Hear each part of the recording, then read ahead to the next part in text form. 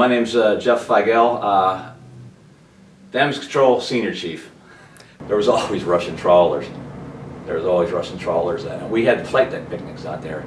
Weather was great out there. The Indian Ocean was like in some cases, it was like glass. You know, it was very calm in a lot of cases over there in the Indian Ocean. And just beautiful weather, but we had a lot of flight deck picnics trying to keep the crew's morale up and everything. And every time when we were up there, you'd see a Russian trawler off to the, maybe sometimes even close. They would even come by, and of course guys would flash whatever signal to them. And they would occasionally want to try to pick up trash that we would dump over at the Fantail. Of course, there was hardly anything in it. Could have been significant to them in the trash, but we would puncture the bags and everything to make sure that they sunk. But yeah, they were there, and in fact, they were good sports at one particular time of the Olympics when the American hockey team beat the Russians, and that you hear secondhand from the stories that yeah, the plane flew by and gave a little wing, and it must have sent some kind of a signal of congratulations. So I remember hearing about that. So you kind of get used to it. I mean, it's like you start thinking, well, geez, guys in prison do it, and at least you got the freedom to move about ship, and it's a large ship. And but I even asked the guys now, I said, do you remember how bad the food was? I mean, we didn't, it was hard to get, I guess, replenishment. I think most of the stuff came from Diego Garcia. And we had, I tell these guys now, that I see them, I said, do you remember we never had any refrigeration, really. For some reason, the refrigeration was never working. We never had ice cream. We never had milk. We had powdered milk. We never had, I don't recall any orange juice or anything, and if there was orange juice, it would be gone because there's so many guys on it. If you're back at the line waiting, you had to spiral down the ladder to get to the cafeteria,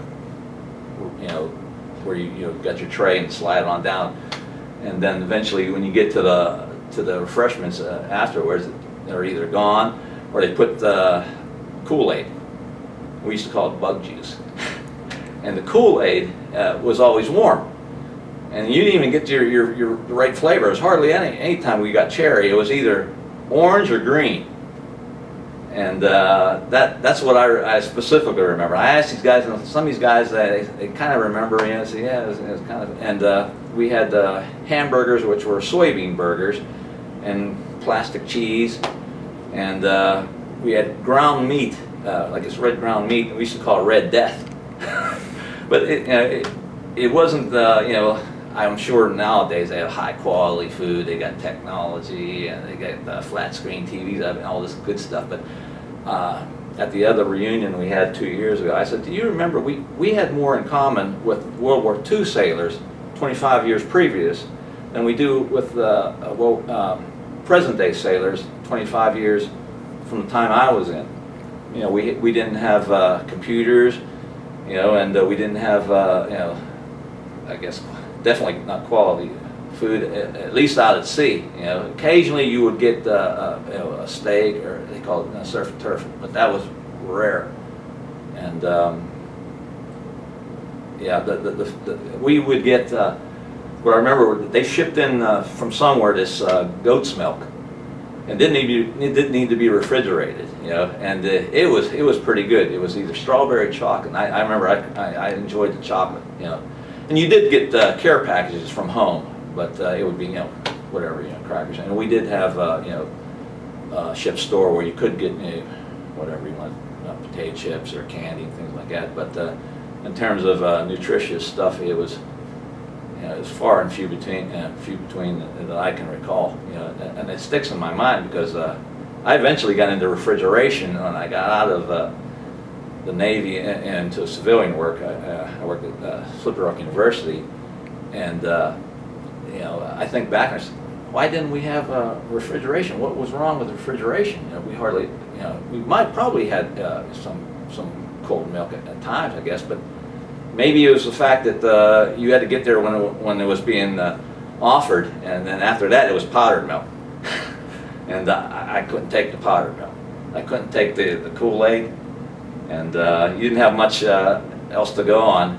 They did have what they called ghee dunk, a little ghee dunk corner, and I was just speaking to a guy recently that